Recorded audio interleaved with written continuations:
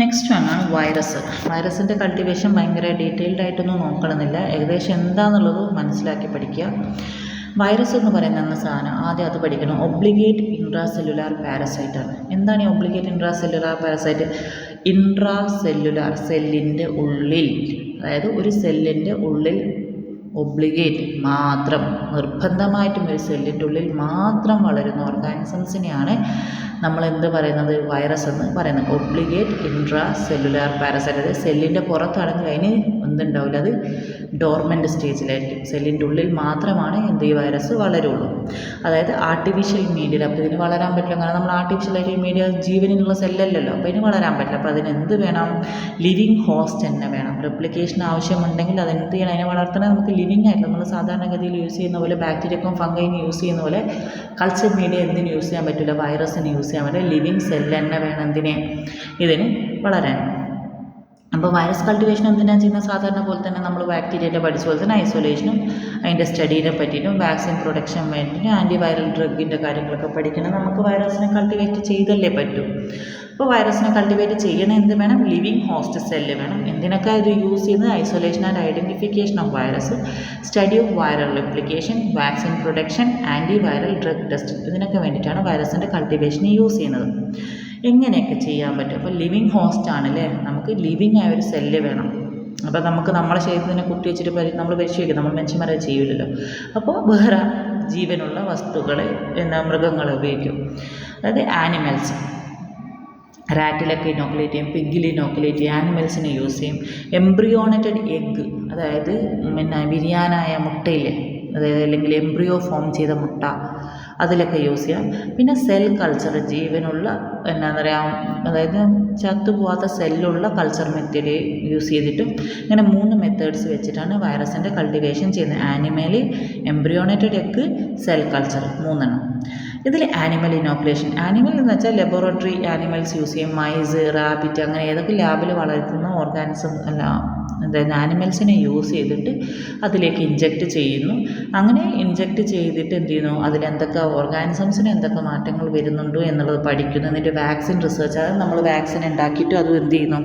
ഇതൊക്കെ ഈ ആനിമൽസ് വെച്ചിട്ട് പഠിക്കുന്നു. Different method. ഇപ്പോൾ ചിലത് ഈ സ്കിന്നിലൂടെ ബ്ലഡിൽ കൊടുക്കുന്നത്, സബ്ക്യൂട്ടേനിയസ് കൊടുക്കുന്നത്, ഇൻഹേൽ ചെയ്യിച്ച് കൊടുക്കുന്നത്, അങ്ങനെ പല തരത്തിലും ഓരോ ആനിമൽസിന് ഇതിനെന്ത് ചെയ്യും? ഇത് ഡിസീസ് കോസ് ചെയ്തിട്ട് പഠിക്കുന്നതിനാണ് ആനിമൽ ഇനോക്കുലേഷൻ മെത്തേഡ് എന്ന് പറയുന്നത്.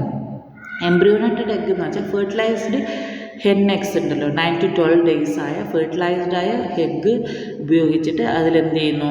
വൈറസിനെ ഇനോക്കുലേറ്റ് ചെയ്യുന്നു. അതായത് വൈറസ് ഇനോക്കുലേറ്റ് ചെയ്യുകയെന്ന് വെച്ചാൽ അതിൻ്റെ അമ്നിയോട്ടിക് ക്യാവിറ്റി, അതായത് മുട്ടേൻ്റെ ചെറിയൊരു ഇതുണ്ടാക്കി അതിലൂടെ എന്ത് ചെയ്യാം? വൈറസിനെ ഇനോക്കുലേറ്റ് ചെയ്തിട്ട് എന്ത് ചെയ്യുന്നു? അതിലേക്ക് ഓർഗാനിസത്തിനെ വളർത്തിയിട്ട് അത് എങ്ങനെ വളരുന്നു എന്നുള്ള കാര്യങ്ങൾ പഠിക്കുന്നു. അപ്പോൾ അതിൽ ഇൻഫ്ലുവൻസ, പോക്സ് വൈറസ് കൾട്ടിവേഷനൊക്കെ കൂടുതലായിട്ട് യൂസ് ചെയ്യുന്ന എംബ്രിയോണേറ്റഡ് എഗ് മെത്തേഡാണ്. നെക്സ്റ്റ് ഒന്നാണ് ഇതിൻ്റെ യൂസ്ഫുൾ എന്ന് വെച്ചാൽ എക്കണോമിക്കലാണ്. കാരണം നമ്മൾ റാബിറ്റ്സും ഇതൊക്കെ ആകുമ്പോൾ നമുക്ക് മുട്ട പിന്നെയും എക്കണോമിക്കലാണ്, ഈസി ടു ഹാൻഡിലാണ്. സ്റ്റെറൈൽ എൻവിറോ, അങ്ങനെ മുട്ടേൻ്റെ ഉള്ളിലാണ്, അപ്പോൾ എന്തെങ്കിലും പുറത്തുനിന്നുള്ളത് അത്ര ഇതുണ്ടല്ലോ, സ്റ്റെറൈൽ എൻവിറോൺമെൻറ്റിൽ കൊടുക്കുന്നു. അപ്പോൾ കൂടുതലായിട്ടും വാക്സിൻ പ്രൊഡക്ഷനൊക്കെ നമ്മൾ യൂസ് ചെയ്യുന്നത് എംബ്രിയോണേറ്റഡ് എഗ് മെത്തേഡാണ്.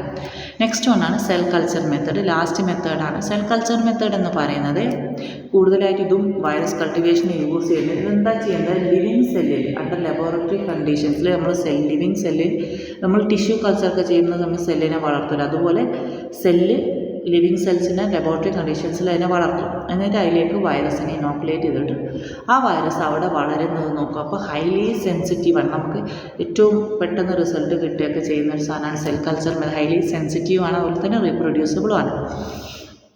സെൽ കൾച്ചേഴ്സ് 3 മെത്തേഡുണ്ട്. Primary cell cultures, secondary cell cultures, continuous cell cultures. ആദ്യം പറഞ്ഞ വൈറസ് കൾട്ടിവേഷൻ 3 മെത്തേഡ്.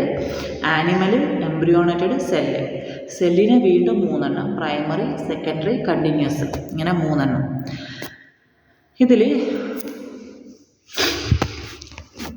ഈ ഹേലാ സെൽ എന്ന് പറയുന്ന സെല്ലുണ്ടല്ലോ, കണ്ടിന്യൂസ് സെൽ കൾച്ചേഴ്സിൽ വരുന്നത്. ഹേലാ സെൽ എന്ന് പറയുന്നത് ശരിക്കും ഒരു പണ്ട് അമേരിക്കയിൽ വെച്ച് മരിച്ചു പോയ ഒരാൾ, മനുഷ്യൻ്റെ സെല്ലാണ്. അപ്പോൾ ഇവരുടെ ഈ സെല്ല് ഇപ്പോഴും ജീവനോടുണ്ട്. ആ വ്യക്തി മരിച്ചുപോയി, പക്ഷേ ആ വ്യക്തിയുടെ സെല്ല് ഇപ്പോഴും ജീവനുണ്ട്. അപ്പോൾ നമുക്കിപ്പോൾ ഏതെങ്കിലും ടെസ്റ്റ് റിസൾട്ടൊക്കെ കിട്ടിക്കഴിഞ്ഞാൽ, ഇപ്പോൾ റാപ്പിഡിലൊക്കെ റിസൾട്ട് നോക്കിക്കഴിഞ്ഞാൽ ചിലപ്പോൾ ഹ്യൂമൻസിന് അത് ഓക്കെ ആണോ നോക്കാൻ പറ്റില്ലല്ലോ. അപ്പോൾ അത് ആ ടെസ്റ്റുകൾ ചെയ്യുന്നത് ഹേല സെൽസിലായിരിക്കും കൂടുതലായിട്ടും ചെയ്യണം. ഇനി അടുത്തത് ഡിറ്റക്ഷൻ ഓഫ് വൈറൽ ഗ്രോത്ത് ആണ്. എങ്ങനെയൊക്കെ നമുക്ക് വൈറൽ ഗ്രോത്ത് മനസ്സിലാക്കാൻ പറ്റും, സൈറ്റോപത്തിക് എഫക്ട്സ്, അതായത് സെല്ലിൽ എന്തൊക്കെ ചേഞ്ചസ് ഉണ്ടാകുന്നുള്ള, plaque formation, haemagglutination test, electron മൈക്രോസ്കോപ്പിക്ക് വെച്ചിട്ട് വൈറലിൻ്റെ ഗ്രോത്ത് നമുക്ക് മനസ്സിലാക്കാൻ പറ്റും. ഇനി എന്തൊക്കെ വൈറസ് കൾട്ടിവേഷൻ വെച്ച് നമുക്ക് എന്താ വാക്സിൻ പ്രൊഡ്യൂസ് ചെയ്യാൻ പറ്റും, വൈറസ് ഐഡൻറ്റിഫിക്കേഷൻ ചെയ്യാൻ പറ്റും, research and diagnosis, anti viral drug ടെസ്റ്റിനൊക്കെ വേണ്ടി നേരത്തെ പറഞ്ഞ അതേ ബാക്ടീരിയൻ്റെ അതേ കാര്യം, അത് ബാക്ടീരിയ മാറ്റി വൈറസ് ആക്കുക. Okay, thank you.